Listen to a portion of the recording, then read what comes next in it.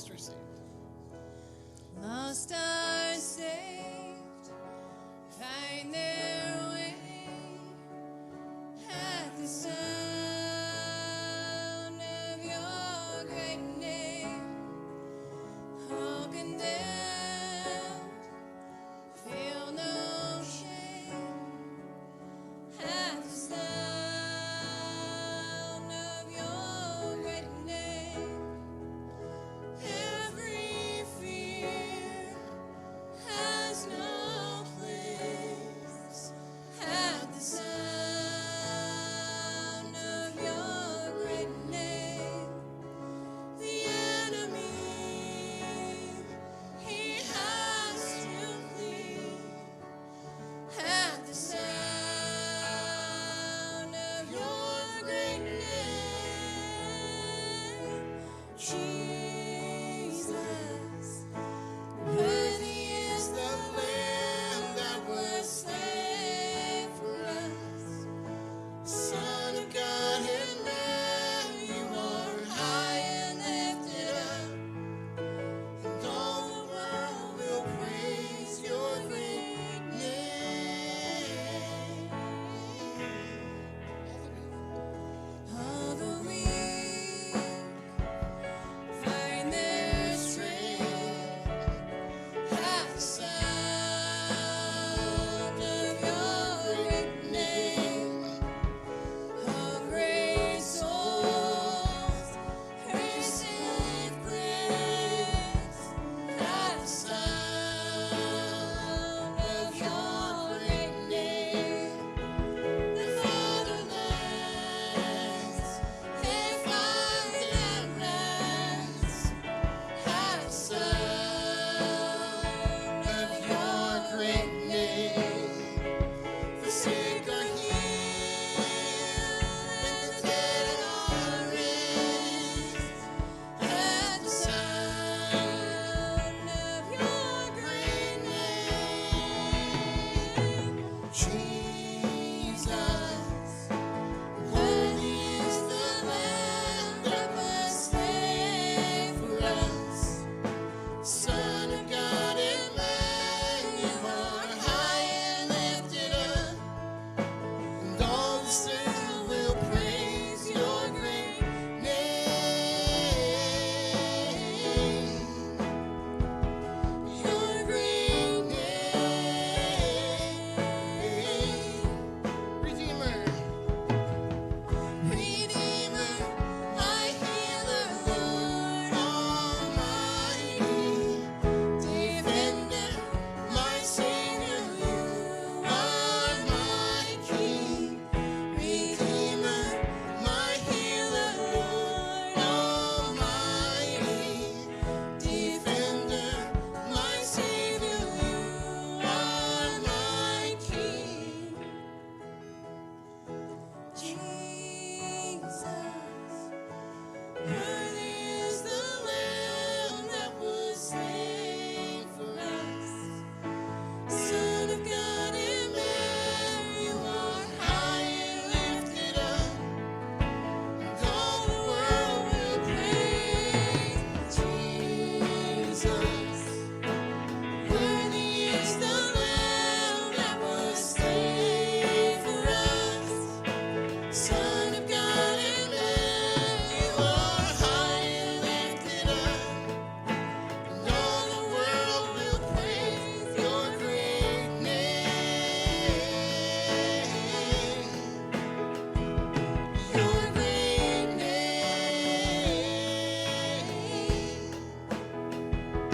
Your great name. Amen. Please be seated.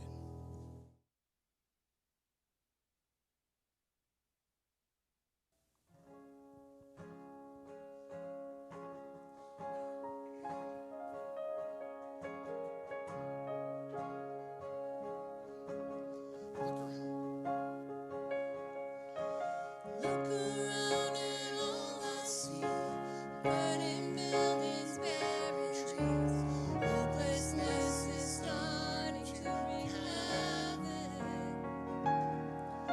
Son of man, I know you see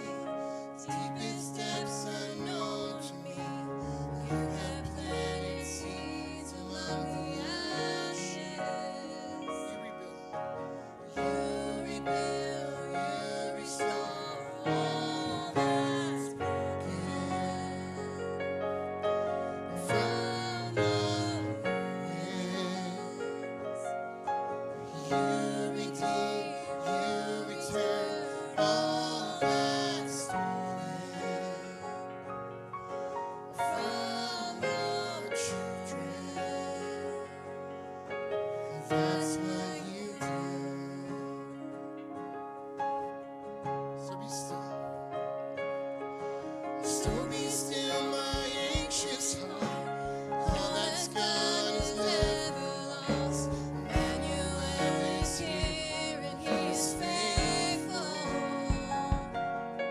So I won't let my praises stop. I'll sing it from these rubble rocks. 'Cause I know you are good and you are able. Oh, you rebuild, you restore all that's broken from the ruins.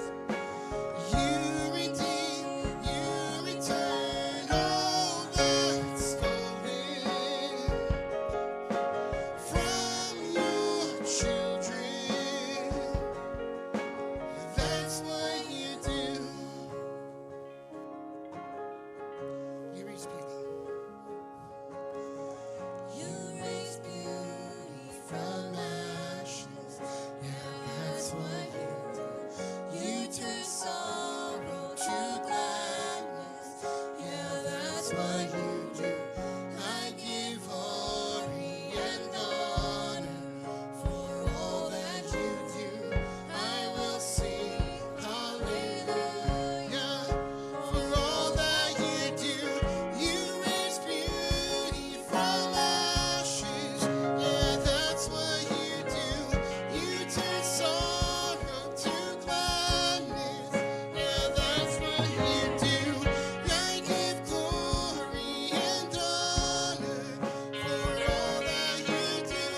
I will sing hallelujah for all that you do.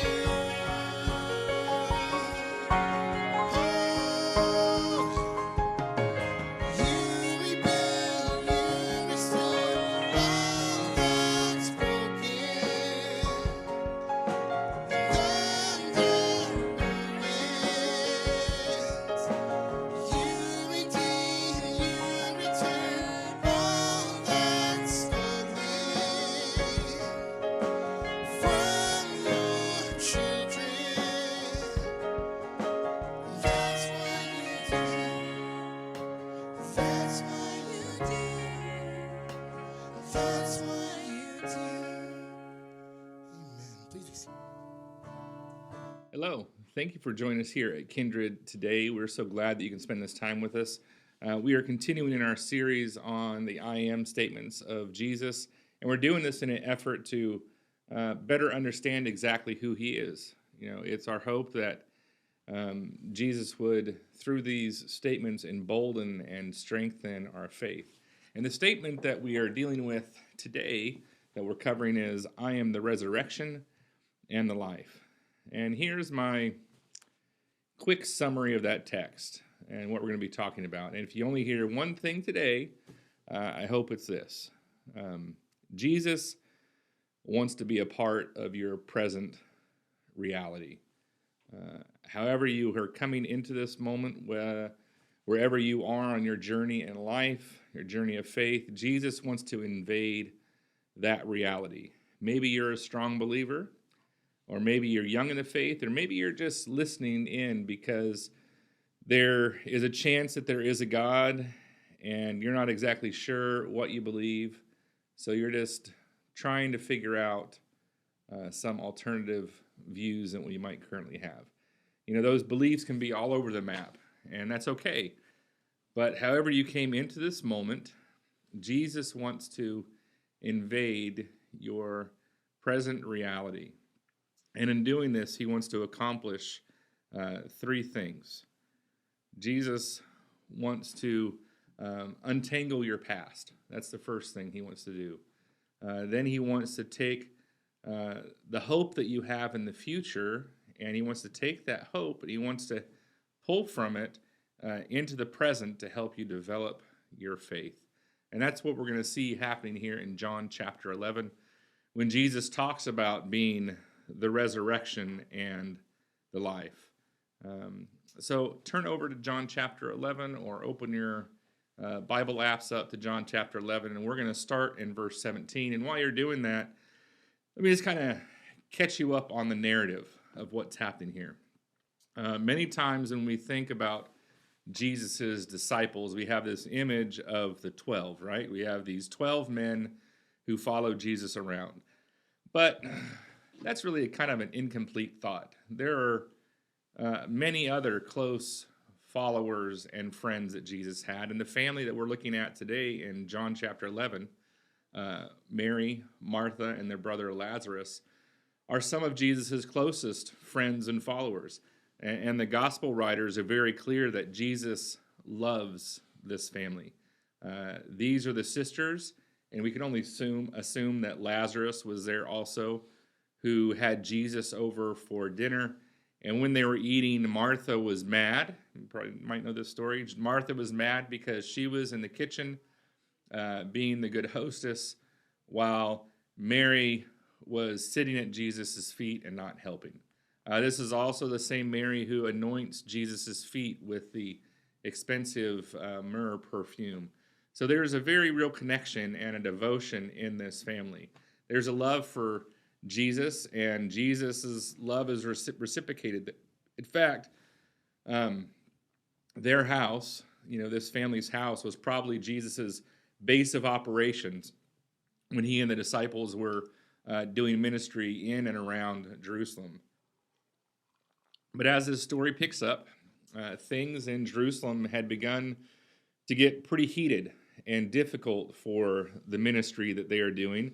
Religious leaders were no longer just plotting against Jesus. They had actually tried to kill him via a good old-fashioned stoning. So Jesus and the 12, they fled to the countryside on the other side of the Jordan. The Jewish leadership would have had a far less presence and influence in that area. So while all this is happening, though, Lazarus, a dear friend of Jesus, is getting sick. And it's not just a little head cold. He's really sick. So Mary and Martha send a runner to let Jesus know that, hey, your friend Lazarus is sick. Can you come back to Bethany and heal him? But when Jesus receives this message, he says, this is not the sickness that leads to death, but rather a sickness that will glorify my Father. And after saying that, Jesus continues to stay where he's at and continues to minister to a couple people during that time. And during this continued ministry, this runner makes his way back to Bethany. Then, when Lazarus dies, Jesus says, hey, he tells these 12, it's time to go. Now we have to go back to Bethany. But now that Lazarus is dead, the disciples, they fail to see the point in taking this kind of risk. So they express those concerns and say, didn't they just try to kill us there? To which Jesus explains, we're going back to Bethany because Lazarus has fallen asleep. Now, the disciples, who are usually slow to understand, say, well, yeah, he's been sick. What he should be doing is resting. But what does that have to do with us? To which Jesus replies, no, he's dead. So we're going to go back that you might see the glory of God. And then Thomas, who becomes a prominent figure later on in this story, says, well, let's go. Let's go so we may die with him. And then they start following Jesus to what they believe is to their impending doom. And that's where we pick up this story in verse 17. says, when Jesus arrived at Bethany, he was told that Lazarus had already been in his grave for 4 days. Bethany was only a few miles down the road from Jerusalem, and many of the people had come to console Martha and Mary in their loss. When Martha got word that Jesus was coming, she went to meet him, but Mary stayed in the house. Now, we don't need to spend too much time on this particular part of the story. I don't want to make too much of it, although it's kind of an interesting role reversal for these sisters. You see, there was this Jewish custom that after death of a loved one, upon the death of that family member, there would be a 30-day period of mourning in which you just sat in the house. That's all you did. You sat in the house and you received all these mourners. You received all these people to come by who were going to wish you well. Now, in some regards, there's still part of that tradition. It's only 7 days long, and it's called Sitting Shiva. So these women are meant to stay in their house and receive these mourners for 30 days according to tradition. But what happens here is that Jesus is coming, and word has reached the sisters that he's getting near.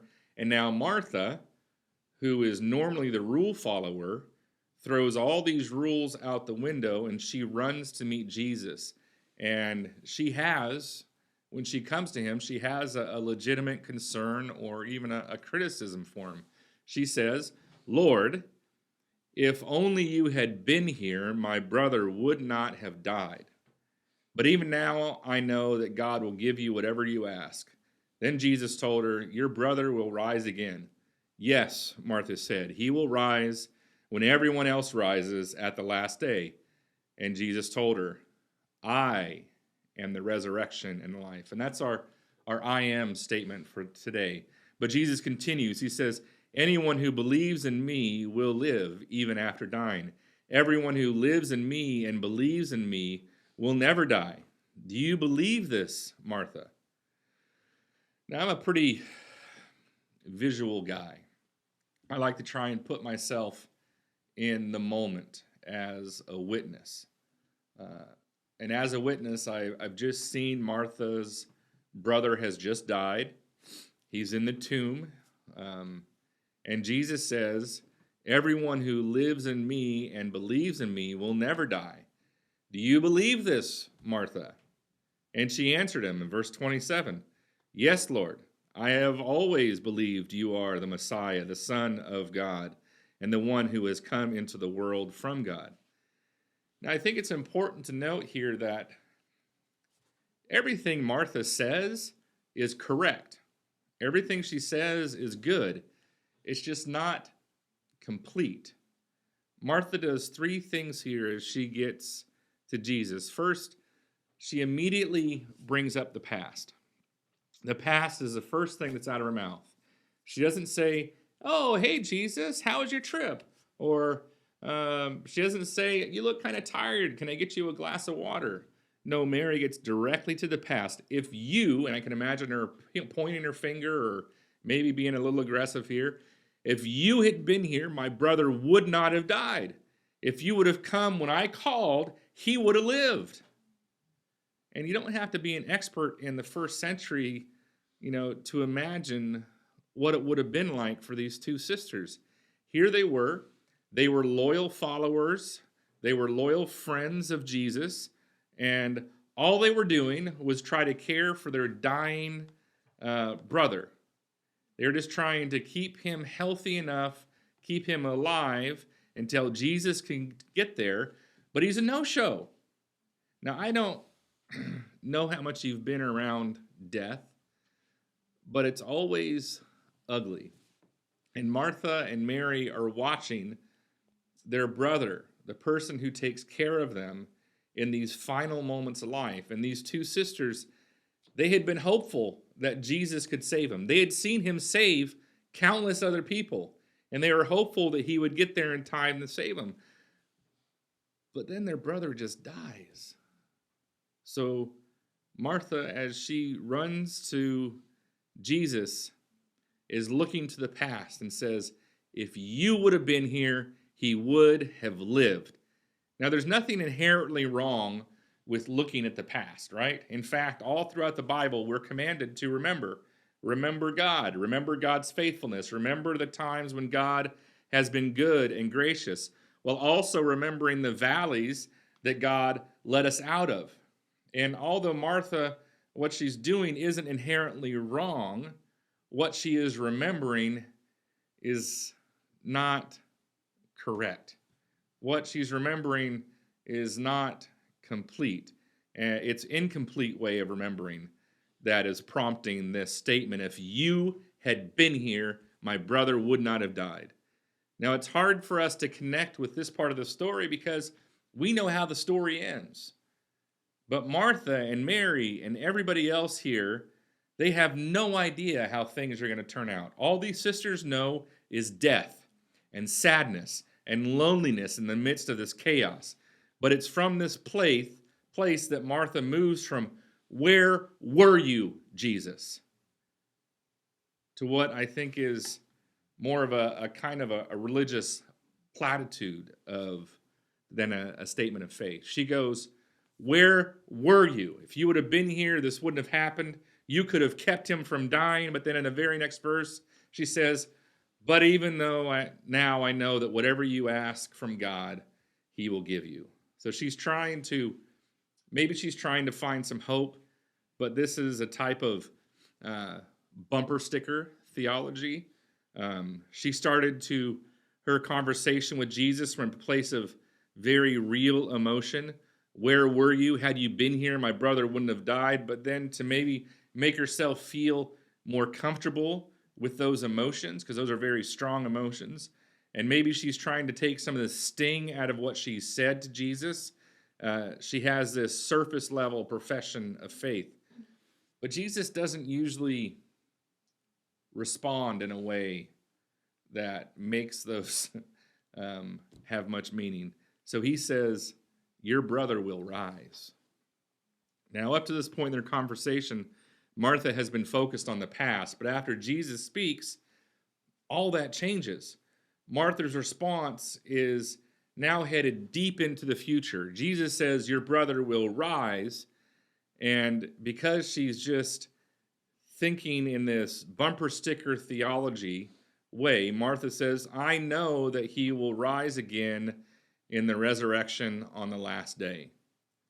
So Martha was looking in the past, if you would have been here, but now she's saying, I know that in years and years and years to come, in the last days, that he's going to rise. She goes from immediate past to deep into the future. But it is a response to the statement that Jesus said, no, I am the resurrection and the life. Now remember what we said at the beginning of our time together. Jesus wants to invade our present reality. And to do that, he's going to untangle our past, and he's going to bring our hope for the future into light, and then use both of those things to affect our present. Jesus says, I am the resurrection and the life. This statement removes all the preconceived notions people had about him. In this, Jesus says, I am more than just a good moral teacher and rabbi. I'm more than just a social reformer. I'm more than a miracle worker. I'm more than a prophet. I'm more than all that stuff. I am the Messiah. I am the promised one. I am Yahweh. And as Yahweh, I am the solution to the problem. When Martha says, I know my brother will rise on the last days, Jesus steps in and says, no. I am the resurrection and life. Jesus doesn't pull her aside and say, one day God is going to accomplish all these things. Rather, he submits himself as the solution. No, Martha. I am the resurrection and life. The resurrection and life isn't some future event. It's here and now and available to you. It's available to your brother. It's available to anybody that believes in me. Jesus is saying, I am the solution to this problem of a broken past. I am the solution to all the shallow religious platitudes. I am the promise of this future hope. I am the resurrection and the life right here and right now. I am resurrection and life. What does that mean? Resurrection in Jesus means that death doesn't win. So ultimately, resurrection in Jesus is all about life. And in that life, Jesus is inviting us into a different type of life, a life that can only be experienced by those who have been resurrected by Christ. And in this resurrected life, there is a deeper reality available to us. We understand the world around us more deeply. We experience life more fully. We connect with people more profoundly than those who don't know Jesus. But why is that? Simply put, it's because in Christ we have been blessed with the Holy Spirit. And that Spirit dwells within us and allows us to connect with all the spiritual realities that are in life. This is what Jesus means when he says, I am the resurrection and the life. He's making a bold declaration. He's saying, I will help you untangle the mess of the past. I will help you have hope in the future. And right now, I'm here to influence your present. I am the resurrection and the life right here and right now. Jesus then, because that's a lot to take in, right? That's a bold statement in a difficult time. So Jesus helps them understand all this resurrection and life talk with a practical, visible, tangible application in Lazarus. And I'm going to skip over Jesus' interaction with Mary. Not that it's not important, because it is. It's just very similar to Martha's. So we're going to jump down to verse 38. It says, Jesus was brokenhearted as he arrived at the tomb, which was a cave with a stone rolled across its entrance. Roll the stone aside, Jesus told him. But Martha protested, Lord, he has been dead for 4 days, and the smell will be terrible. If you're reading the King James, it says, it smelleth. It's a great way to say it. Then we get to this beautiful statement in verse 40. Jesus said to her, did I not tell you that if you believed, you would see the glory of God? So what does it take to see the glory of God? It takes belief. If you want to see the glory of God, it takes belief. In their religious platitudes, they said, well, I know that whatever you ask for, God will do. So Jesus says, okay, move this stone. They say, bro, it's going to stink if you take that stone away. Jesus, you had your shot. Had you been here, this would have happened. But man, we're 4 days in, and that tomb is rank. It stinketh, according to the King James. Now, I want to highlight Jesus' tenderness here in this time of doubt. What does he say? He doesn't rebuke her. He doesn't say, you know what, you just ruined it. Jesus says, didn't I tell you that you would see God's glory if you believe? But what's amazing here is we have evidence that they did not believe. Yet, they still got to see God's glory. Let's keep reading. So they rolled the stone aside. Then Jesus looked to heaven and said, Father, thank you for hearing me. You always hear me, but I said it out loud for the sake of these people standing here, so that they will believe you sent me. Then Jesus shouted, Lazarus, come out. And the dead man came out, his hands and feet bound in grave clothes, his face wrapped in a headcloth. So Jesus told them, unwrap him and let him go. So that's the story. but I want us to try and connect with it in a more personal way. Let's try to put ourselves in this story, in these sisters' place. It's hard to do, but let's try. And let's try and learn from that. Let's think about these sisters' pain for just a minute. These two sisters had watched their brother's struggle in the last moments of life. This pain was very fresh and real. They had watched their brother, whose life was once vibrant, it was full, and they watched him just wither away and die from some illness in a very short amount of time. Now, when an illness hits you so hard that it kills you with just in a matter of a couple weeks, it's more than likely it was a violent death. It was a violent end. There was probably a lot of vomiting and other stuff, a high fever, convulsions, and most definitely there was agony. And while all this was happening, while they watched the brother they loved lying there in bed in agony, they were looking out the window and thinking and hoping and praying, where is Jesus?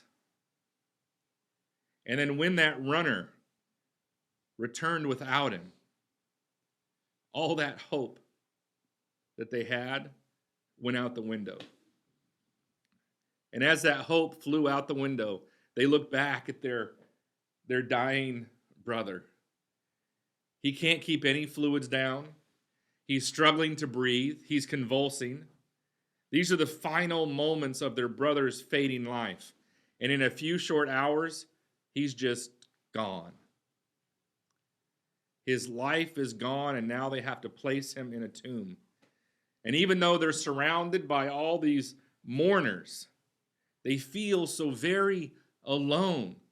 For 4 days, they feel this emptiness. For 4 days, they feel this loneliness. For 4 days, and they have this nagging question. Where was Jesus? He could have prevented all of this from happening. He could have prevented all this pain. Where was Jesus? But then, your friend, your rabbi, the man you believe to be the Messiah, comes walking into town 5 days too late. On one hand, you were glad to see him. You knew that he would bring you some comfort. But on the other hand, you're angry. So you confront him. And he starts to say all these things that sound right. They just don't make much sense. Then Jesus says the most frustrating thing. Just believe. And if you can just believe, you will experience resurrection and life. Just believe. Just believe and you will see the glory of God. Just believe. If you believe, move the stone. But here's the thing, by moving that stone, more than one thing is going to be unleashed. It's going to be more than just the stink that's unleashed. Moving that stone will unleash all kinds of fresh hurts. It will expose you to the potential for more hurt. But what is Jesus doing when he asks for that stone to be moved? He's untangling the past. He's drawing on our hope for the future. Also, that our present reality can have healing. Just believe, and you will see the glory of God. Believe enough to roll the stone away, and you will see resurrection and life. That's powerful. Now, what happened the instant Lazarus comes out of that tomb? What happens to all those memories? What happens to all that sadness? What happens to all the heartbreak when Lazarus comes out of that tomb? It all vanishes. It all vanishes the instant they see Lazarus coming out. All the sorrow, all the loss, all the heartbreak, all the doubt, all the fear, all those accusations against Christ and whether or not he actually cares vanish the second Lazarus comes bunny hopping out of that tomb. Just believe. Just believe and you'll see the glory of God.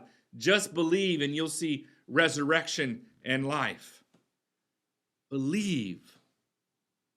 But what's the opposite of belief? Well, it's doubt. And ultimately, doubts are what rob us from seeing God's glory. Now, for some, it's the doubts that are tied to our past. For some, we look at the awful things that we did in our past, and we just can't accept that God would ever really love us because of the things that we've done.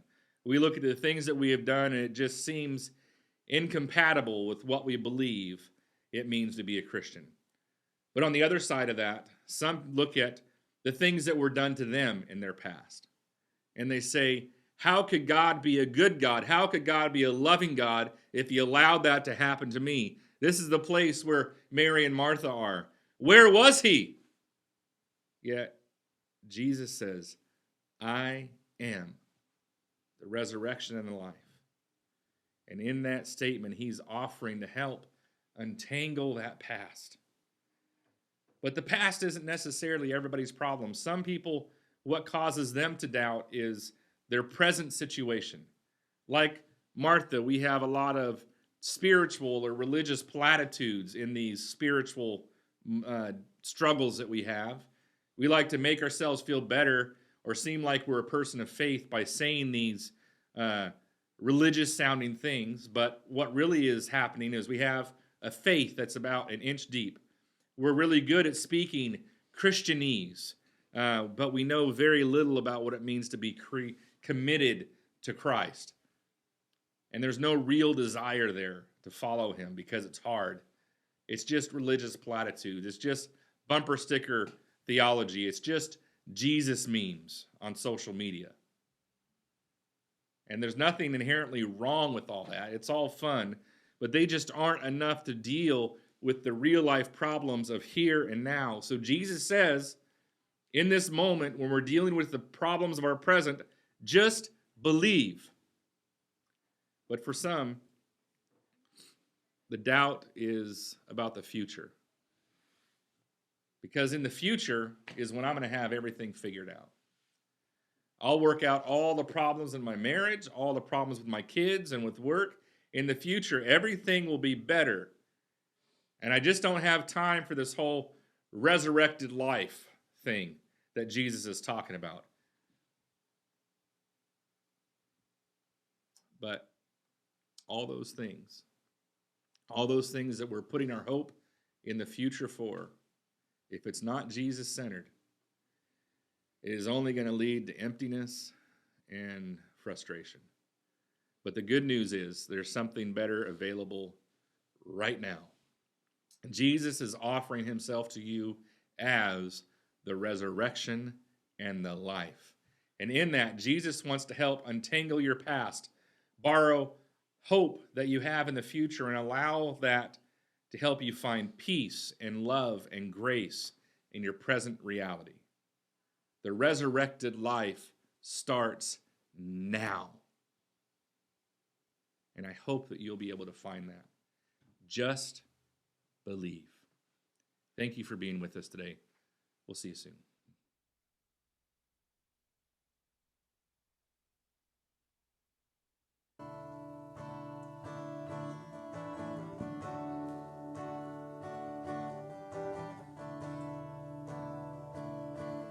Sky's been their dance. Sky's been their dance within your breath.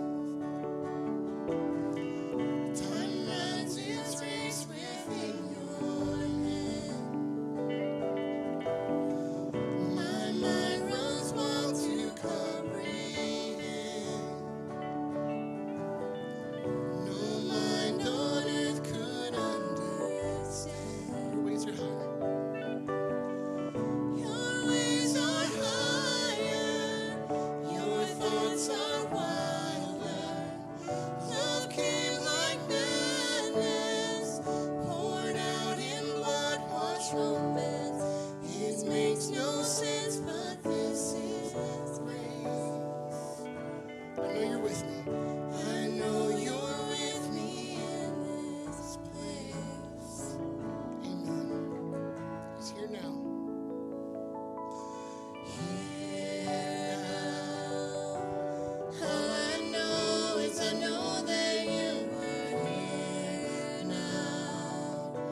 Still my heart, let your voice be alive here now. Spirit, breathe, let the wind come, have your way.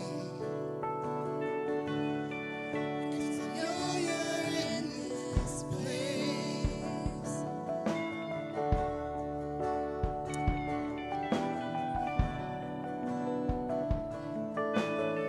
Faith makes a fool. Faith makes a fool of what makes sense. Grace found my heart where logic ends. When justice called for all my debts, the friend of sinners came instead. Your ways are higher. Your ways are higher. Your thoughts are wilder. Your came like madness, poured out in blood-washed wrongness. It makes no sense, but this is grace. I know you're with me. And I know you're with me in this place. Here now. Here now. All I know is I know that you are here now. Still my heart, let your voice be alive here now. Spirit, breathe, let the wind come, have your way. 'Cause I know that you are here now. Heart and soul, God, I know that you are here now. Fix my eyes on the things that I can't see now. And all I see is the glory of your name. 'Cause I know that you are here now. Still my heart, let your voice be alive here now. Fix my eyes on the things that I can't see now. Spirit, breathe, let the wind come, have your way. 'Cause I know that you are here now. Oh.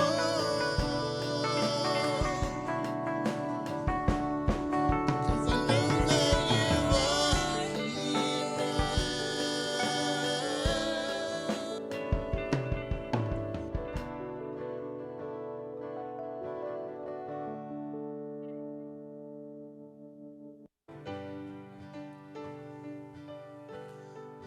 I searched the world